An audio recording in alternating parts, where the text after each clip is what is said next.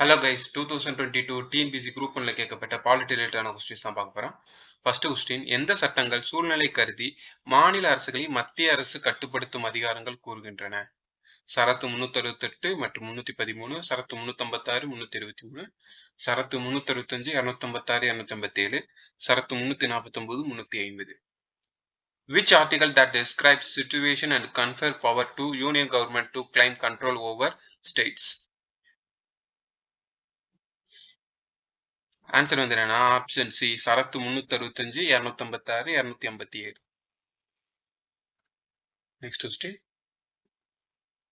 India ஒரு மதசார்பற்ற நாடு, அனைத்து மதங்களையும் சமமாக மதிக்கிறது மற்றும் அது அவர்களுக்கு சம வாய்ப்பினை வழங்குகிறது என 1961 நேரு எழுதினார். அது இந்தியாவின் ஜனாதிபதியாக இருந்த ராதாகிருஷ்ணன், மக்களாகிய நாம் கண்ணுக்கு தெரியாத ஆவியின் யதார்த்தத்தையோ அல்லது வாழ்க்கைக்கு மதங்களின் பொருந்தத்தையோ நிராகரிக்கிறோம் அல்லது மதத்தை உயர்த்துகிறோம் என்று அர்த்தமல்ல. மதச்சார்பின்மையே ஒரு நேர்மறையான மதமாக மாறுகிறது அல்லது அரசு தெய்வீக உரிமைகளை ஏற்றுக்கொள்கிறது என்று அர்த்தமில்லை என்று வெளிப்படுத்தினார். பின்வருவனற்றில் எது சிறப்பாக பத்தியில் குறிப்பிடப்பட்டுள்ளது? இந்திய மதசார்பின்மை என்பது ஒரு மதம் மற்றும் மதசார்பற்ற அல்லது மதத்திற்கு எதிரானது. இந்திய மதசார்பின்மை மதவாதத்துடன் முழுமையாக ஒத்துப்போகிறது. இந்திய சார்பின்மை பொதுவெளியில் மதத்தின் முக்கியத்துவத்தை அங்கீகரிக்கவில்லை. இந்திய மதசார்பின்மை என்பது ஒவ்வொரு மதத்தையும் சமமாக கருத வேண்டிய அவசியம் இல்லை. இந்த பேரால எது ஹைலைட் பண்ணி சொல்லியிருக்காங்கன்னு கேட்குறாங்க அந்த 4 ஆப்ஷன்ல. ஆன்சர் வந்து என்னன்னா ஆப்ஷன் சி, இந்திய மதசார்பின்மை பொதுவெளியில் மதத்தின் முக்கியத்துவத்தை அங்கீகரிக்கவில்லை. நெக்ஸ்ட் கொஸ்டின், குடியுரிமை திருத்த சட்டம் 2019 பின்வரும் கூற்றுகளில் எவை உண்மையானவை? இந்தியாவில் 6 ஆண்டுகளுக்கு மேல் வாழ்ந்த அனைத்து வெளிநாட்டுகளுக்கும் குடியுரிமை. ஆப்கானிஸ்தான், பங்களாதேஷ், பாகிஸ்தான் இருந்து 31 டிசம்பர் 2011 முன் இந்தியாவிற்குள் நுழைந்த இந்துக்கள், சீக்கியர்கள், பௌத்தர்கள், ஜெயினர்கள், பார்சிகள் அல்லது கிறிஸ்தவ சமூகங்களின் உறுப்பினர்களுக்கு குடியுரிமை வழங்குதல். குறிப்பிட்ட சமூகத்தை சேர்ந்த 12 ஆண்டுகளுக்கு பதிலாக 6 ஆண்டுகளுக்குள் குடியுரிமை வழங்கப்படும். குடிமக்களின் பதிவேட்டை தயாரிப்பதில் சிஏஏ உதவும். குடியுரிமை திருத்த சட்டம் குறித்த 4 கூற்றுல எது சரின்னு கேட்டிருக்காங்க. இந்தியாவில் 6 ஆண்டுகளுக்கு மேல் நடந்த வெளிநாடுகள் தவறு. ஆப்கானிஸ்தான், பாகிஸ்தானில் இருந்து 31 டிசம்பர் 2011 இருந்தவர்களுக்கு குடியுரிமை சரி. குறிப்பிட்ட சமூகங்களை சேர்ந்தவர்களுக்கு 12 ஆண்டுகளுக்கு பதிலாக 6 ஆண்டுகளுக்குள் குடியுரிமை தவறு. குடிமக்களின் தேசிய பதிவேட்டை தயாரிப்பு செய்ய உதவும் சரி. அப்போ 2, 4 மட்டும் சரி. அப்போ option B is the right answer. Next question, கீழ்கண்ட கூற்றுகளை கருதவும் தவறான கூற்றுகளை கண்டறியவும். சட்டமன்றம் இயற்றிய மசோதாவுக்கும் குடியரசுத் தலைவர் தன்னுடைய இசைவு தர அரசியலமைப்பு சட்டம் ஒரு எல்லையை வலியுறுத்தியுள்ளது. சட்ட உறுப்பு 143 கீழ் குடியரசுத் தலைவர் நிறுத்தி வைக்கும் மசோதா பற்றி உச்ச நீதிமன்றத்திடம் ஆலோசிக்கலாம். பாராளுமன்றம் மற்றும் சட்டமன்றங்கள் இயற்றிய மசோதாக்கள் மீது குடியரசுத் தலைவர் ஒரே மாதிரியான அதிகாரத்தை கொண்டிருக்கிறார். பாராளுமன்றம் இயற்றிய மசோதா மீது குடியரசுத் தலைவர் கால வரையின்றி ஒப்புதல் தராமல் வைத்திருக்க முடியாது.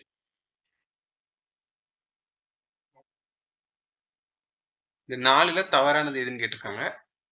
சட்டம் இயற்றிய மசோதாவுக்கும் குடியரசுத் தலைவர் இசைவு தர அரசியலமைப்பு சட்டம் ஒரு எல்லை வழங்குகிறது சரி. சட்ட உறுப்பு 143 குடியரசுத் தலைவரோட நிறுத்தி வைக்கும் மசோதா பற்றி வீட்டோ பவரை பத்தி டிஸ்கஸ் பண்ணலாம். ஓகே, அட்வைஸ் கேட்கலாம் சரி. பாராளுமன்றம் மற்றும் சட்டமன்றங்கள் இயற்றிய மசோதாக்கள் மீது ஒரே மாதிரியான தவறு. மாநிலங்களுக்கு வேறுபட்ட அதிகாரம், அது வந்து ஆளுநர் கிட்ட தான் போகும். பாராளுமன்றம் இயற்றிய மசோதா மீது குடியரசுத் தலைவர் கால வரையின்றி ஒப்புதல் தராமல் வைத்திருக்க முடியாது. நிதி மசோதாவுக்கும் அரசியலமைப்பு திருத்த சட்ட மசோதாவுக்கும் மட்டும்தான் அவர் நிறுத்தி வைக்கிற இதெல்லாம் கிடையாது. மற்றதுக்கு அவருக்கு கால வரவு முறையெல்லாம் குறிப்பிடப்படல. ஸோ அப்போ இதுவும் தவறு. அப்போ ஆப்ஷன் 3, 4 மட்டும் தவறு. Option D is the right answer. Next question, எந்த அரசியலமைப்பு திருத்தம் புதுச்சேரியை இந்திய ஒன்றியத்தில் சேர்த்தது? 10வது, 12வது, 14வது, 22வது. Which constitutional amendment incorporate Puducherry into Union of India? Answer வந்து என்னன்னா 14வது சட்டத்தின்படி புதுச்சேரி இந்தியாவில் சேர்க்கப்பட்டது. நெக்ஸ்ட் கொஸ்டின், கீழ்கண்டவற்றை கால வரிசைப்படுத்துக. சர்க்காரி ஆணையம், பல்வந்த் ராய் மேத்தா குழு, ராஜமன்னார் குழு, நிர்வாக சீர்திருத்த ஆணையம். கால வரிசைப்படுத்த சொல்லிருக்காங்க. சர்க்காரி ஆணையம் வந்து 1983, பல்வந்த் ராய் மேத்தா குழு வந்து 1957, ராஜமன்னார் குழு வந்து 1969, நிர்வாக சீர்திருத்த ஆணையம் வந்து 1966. அப்போ ஃபர்ஸ்ட் வந்து எது வரும்னா பல்வந்த் ராய் மேத்தா குழு, செகண்ட் நிர்வாக சீர்திருத்தம், தேர்டு ராஜமன்னார் குழு, ஃபோர்த் வந்து சர்க்காரிய கமிஷன். ஸோ இப்போ ஆன்சர் வந்து என்னன்னா 2431. 2431 option B is the right answer. Next question, கீழ்கொடுக்கப்பட்டுள்ள எவை சரியானது? பன்னாட்டு மனித உரிமைகள் பிரகடனப்பட்ட ஆண்டு 1948. விதி 10 படி அனைவருக்கும் சுதந்திரமாக பிறந்தவர்கள். பன்னாட்டு மனித உரிமைகள் பிரகடனம் மொத்தம் 32 விதிகளை கொண்டது. ஐக்கிய நாடுகளின் பொது சபை பன்னாட்டு மனித உரிமைகள் பிரகடனத்தை ஏற்றுக்கொண்டது. பன்னாட்டு மனித உரிமைகள் குறித்த கூற்றுல இந்த 4ல எது சரின்னு கேட்டிருக்காங்க. பன்னாட்டு மனித உரிமைகள் பிரகடனப்பட்ட ஆண்டு 1948 சரிதான். 1948 டிசம்பர் 10ஆம் தேதி பிரகடனப்படுத்தப்பட்டிருக்கும். விதி 10 படி அனைவருக்கு சுதந்திரமாக பிறந்தவர்கள் தவறு. விதி 10 வந்து எதை சொல்லுதுன்னா நீதியான பகிரங்கமான விசாரணைக்கான உரிமை. பன்னாட்டு மனித உரிமைகள் பிரகடனம் மொத்தம் 30 விதிகளை கொண்டது தவறு. 32 கிடையாது, 30 விதிகளை கொண்டது.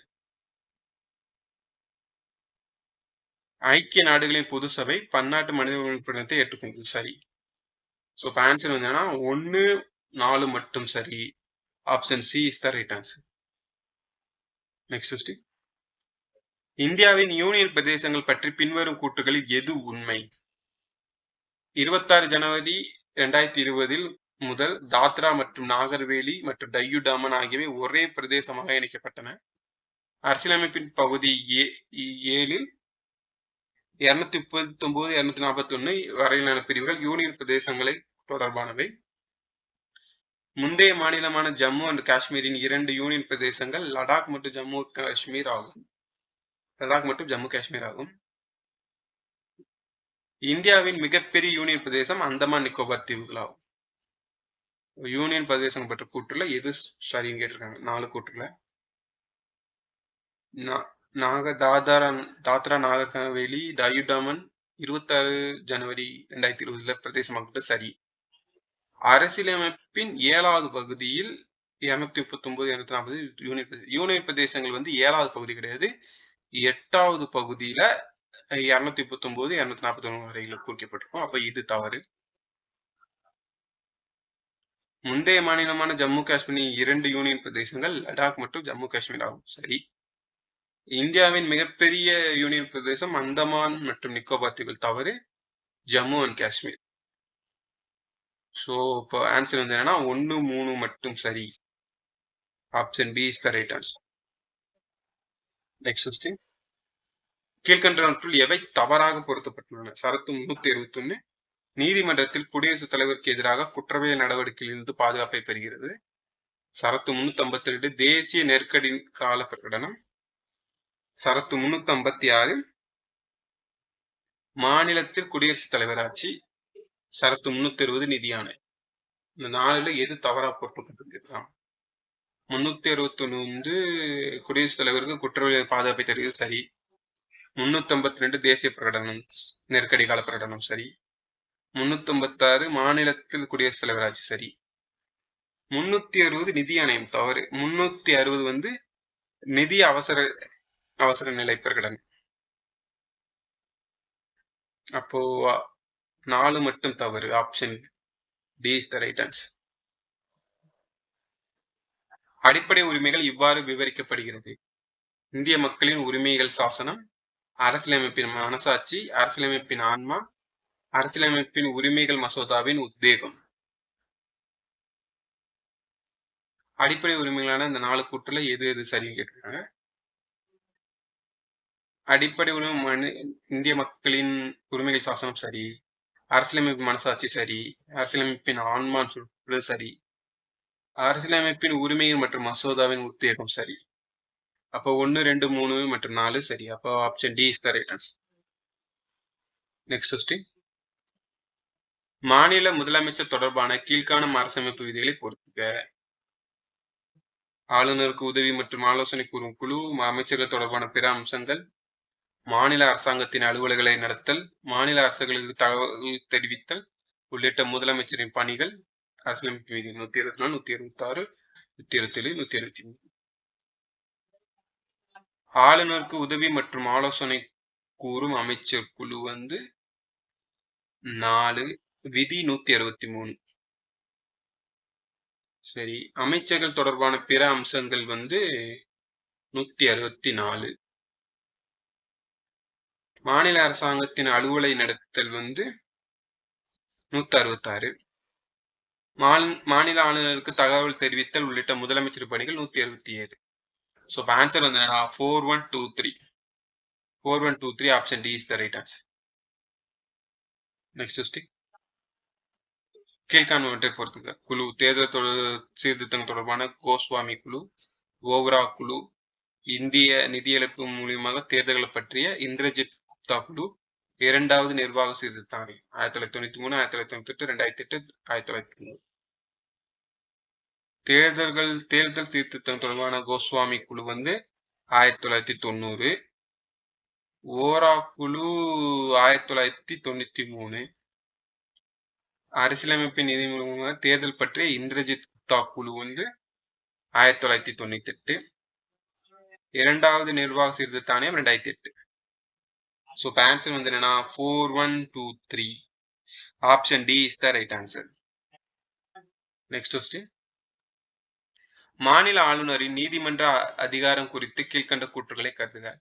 விருப்பத் தெரிவிலிருந்து சரியான விடையை தேர்வு செய்வோம்.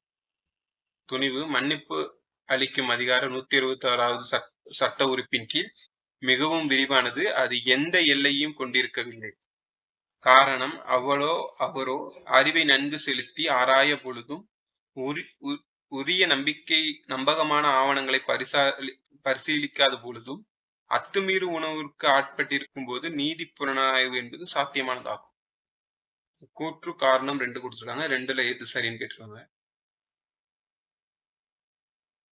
ஆன்சர் என்னன்னா கூற்று காரணம் 2 சரிதான். ஆனா காரணம் இந்த கூற்றுக்கான சரியான விளக்கமாகாது. இது தனியா சரியா இருக்கு, இது தனியா சரியா இருக்கு. இதுக்கும் லிங்க் இல்லை. Next question. சட்டம் தொடர்பான சரியான பொருத்தங்களை தேர்வு செய்வோம். விதி 371 மகாராஷ்டிரா மற்றும் குஜராத் மாநிலம் தொடர்பானது. விதி 371A நாகாலாந்து மாநிலம் தொடர்பானது. விதி 371D ஆந்திர பிரதேச மாநிலம் தொடர்பானது. 371H தமிழ்நாடு மாநிலம் தொடர்பானது. 4ல எது தவறா பொருந்திருக்குன்னு, எது சரியா பொருந்திருக்குன்னு கேட்டிருக்காங்க. 371 மகாராஷ்டிரா மற்றும் குஜராத் தொடர்பானது சரி. 371A நாகாலாந்து சரி. 371D ஆந்திர பிரதேச மாநிலம் தொடர்பானது சரி. விதி 371H தமிழ்நாடு மாநிலம் தொடர்பானது தவறு. இது 371H அருணாச்சல பிரதேச மாநிலம் தொடர்பான. அப்போ ஆன்சர் 1, 2, 3 மட்டும் சரி. Option D is the right answer. Next question. கீழ்கண்டவற்றை பொறுத்துக. தலைவர் குழு கொடுத்துருக்காங்க. காக்கா காலேக்கர், சாக்சா குழு, மண்டல் குழு, ஜஸ்டிஸ் ஏகே மாத்தூர். பழங்குடியினர் முன்னேற்றம், 7வது ஊதிய குழு, 2வது பிற்படுத்தப்பட்டோர் குழு, 1வது பிற்படுத்தப்பட்டோர் குழு. காக்கா காலேக்கர் 1வது பிற்படுத்தப்பட்டோர் குழு, சாக்ஷா குழு வந்து பழங்குடியினர் முன்னேற்றம், மண்டல் குழு வந்து இரண்டாவது பிற்படுத்தப்பட்டோர் குழு, ஜஸ்டிஸ் ஏ.கே. மாத்தூர் குழு வந்து 7வது நிதிக்குழு. ஸோ இப்போ ஆன்சர் வந்து என்னன்னா 4132. 4132 option B is the right answer. Next question. கூட்டாட்சி என்பது பகிரப்பட்ட ஆட்சி மற்றும் சுய ஆட்சி கொள்கையின் அடிப்படையில் அரசாங்க நிறுவனங்களில் பல நிலைகளில் அதிகார பரவல்களை கொண்டுள்ளது.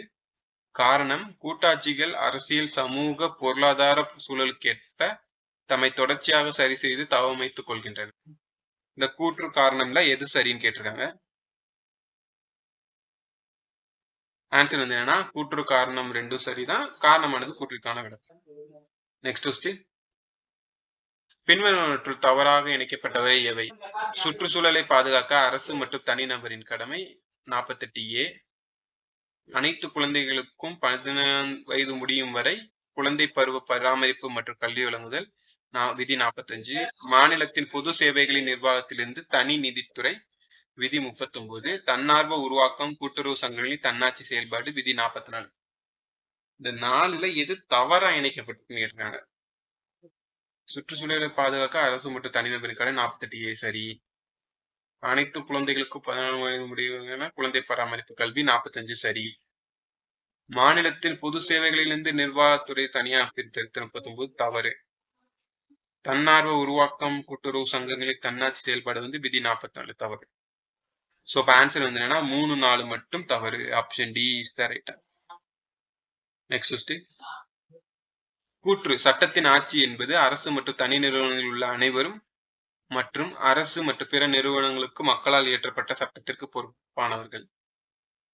காரணம், சட்டத்தின் ஆட்சி என்பது பன்னாட்டு அமைதி பாதுகாப்பு அடிப்படையில் உருவானது. மேலும் அது மக்களின் உரிமைகளையும் அவர்களின் அடிப்படை சுதந்திரத்தையும் காப்பது முக்கியம் என்கிறது. சட்டத்தின் ஆட்சி குறித்த கூற்று காரணங்கள்ல எது சரின்னு கேட்டிருக்காங்க. ஆன்சர் வந்து ஆப்ஷன் டி. கூற்று காரணம் ரெண்டும் சரிதான். ஆனா காரணமானது கூற்றுக்கான விளக்கம் கிடையாது. Next question. லோக் அதாலத் பற்றி தவறான வாக்கியத்தை கண்டறியவும். லோக் அதாலத் என்பது ஒரு வழக்குகளை விரைந்து முடிக்க வல்ல செயல் அமைப்பு. இது சட்ட அமைப்பின் கருவி அல்ல. வழக்குகளை சமாதான முறையில் முடிவுக்கு கொண்டு வர ஒரு வகையான மன்றம். லோக் அதாலத் மக்கள் வாசற்படிக்கே சென்று நீதி வழங்குகிறது.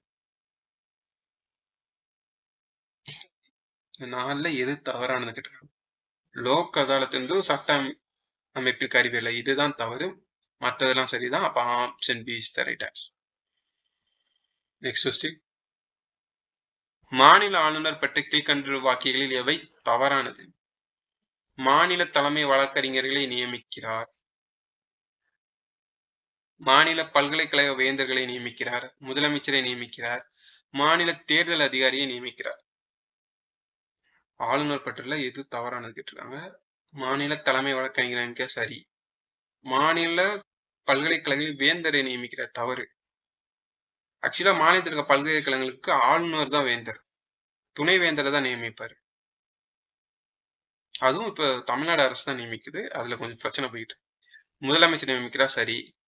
மாநில தேர்தல் அதிகாரியை நியமிக்கிறா சரி. ஸோ இப்ப தவறானதுன்னா option B is the right answer. Next question.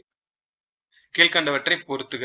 பாதுகாத்தல். பீடி மற்றும் சிகரெட் தொழிலாளர்கள், ஒப்பந்த தொழிலாளர்கள், சம ஊதியம், புலம்பெயர் தொழிலாளர்கள் வேலைவாய்ப்பு ஒழுங்காற்றுதல்.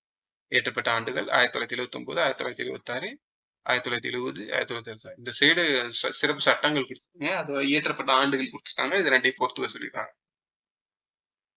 பீடி மற்றும் சிகரெட் தொழிலாளர்கள் வந்து 1966. ஒப்பந்த தொழிலாளர்கள் வந்து 1970. சம ஊதியம் வந்து 1976. புலம்பெயர் தொழிலாளர்கள் வேலைவாய்ப்பு ஒழுங்காற்றுதல் 1979.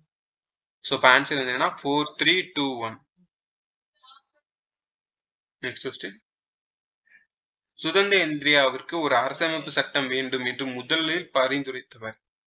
மோதிலால் நேரு, எம்.என். ராய், சுபாஷ் Chandra Bose, Mahatma Gandhi. Need a constitution for the free India was first suggested by.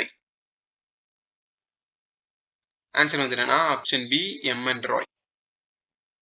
Next question. ஒரு நவீன மக்களாட்சி நாட்டில் குடியுரிமை என்பது இயற்கை உரிமை, சட்ட உரிமை, நாடாளுமன்ற சட்ட உரிமை, அடிப்படை உரிமை. In modern democratic states, citizenship is a natural right, legal right, statutory right, fundamental right. குடியுரிமை என்பது ஆப்ஷன் சி நாடாளுமன்ற சட்ட உரிமை. Next question. கீழ்கண்டவற்றை பொறுத்துக. பிட் இந்தியா சட்டம் 1974, சாசன சட்டம் 1813, சாசன சட்டம் 1833, இந்திய கவுன்சில் சட்டம் 1863. கவர்னர் ஜெனரலின் சட்டமியற்றும் அதிகாரங்களை அதிகார பரவலாக்கம் செய்தல். முதல் முறையாக கவர்னர் ஜெனரலின் இந்திய அரசாங்கம் என அழைக்கப்பட்டது. 6 உறுப்பினர்களை கொண்ட கட்டுப்பாட்டு வாரியம் நியமிக்கப்படுதல். இந்திய கிழக்கிந்திய கம்பெனியின் வர்த்தக முற்றுரிமை குறை. பிரிட்டிஷ் அரசாங்கம் இயற்றிய 4 சட்டங்கள் கொடுத்துருக்காங்க. அதோட அந்த சட்டத்தோட முக்கிய கூறுகள் ரெண்டை பொறுத்து. பிட் இந்தியா சட்டம் 1984 எது குறிப்பிடும்னா 6 உறுப்பினர்களை கொண்ட கட்டுப்பாடு வாரியம் நியமிக்கப்படுதல். சாசன சட்டம் 1813 வந்து இந்தியாவில் கிழக்கிந்திய கம்பெனியின் வர்த்தக முற்றுரிமை குறைத்தல். சாசன சட்டம் 1813 வந்து முதல் முறையாக கவர்னர் ஜெனரலின் அரசாங்கம் இந்திய அரசாங்கம் என்று அழைக்கப்பட்டது. இந்திய கவுன்சில் சட்டம் 1861 கவர்னர் ஜெனரலின் சட்டமியற்றும் அதிகாரங்களை அதிகார பரவலாக்கம் செய்தது. ஸோ இப்போ ஆன்சர் வந்து என்னன்னா 3421. 3421 option B is the right answer. Next question. சட்டமியற்றும் அதிகாரம் ஒப்படைப்பும் நிர்வாக தீர்ப்பாயங்களும் புதிய சர்வாதிகாரத்தின் வெளிப்பாடு என கூறியவர் John E. Herschel, sir Cecil Carr, lord Hewart, D L. Hibbert. சட்டமியற்றும் அதிகார ஒப்படைப்பு நிர்வாக தீர்ப்பாயங்களும் புதிய சர்வாதிகாரத்தின் வெளிப்பாடு. ஆன்சர் வந்து என்னன்னா option C lord Hewart. Next question. Okay guys, இந்த வீடியோ பிடிச்சிருந்தா லைக் பண்ணுங்க, உங்க ஃப்ரெண்ட்ஸுக்கு இந்த வீடியோ ஷேர் பண்ணுங்க, சேனலை மறக்காம சப்ஸ்கிரைப் பண்ணுங்க. உங்களோட ஃபீட்பேக்ஸ் ஏதாவது கீழே கமெண்ட் பண்ணுங்க. நான் உங்களை இதே மாதிரி இன்னொரு வீடியோ சந்திக்கிறேன். Okay guys, thank you, by.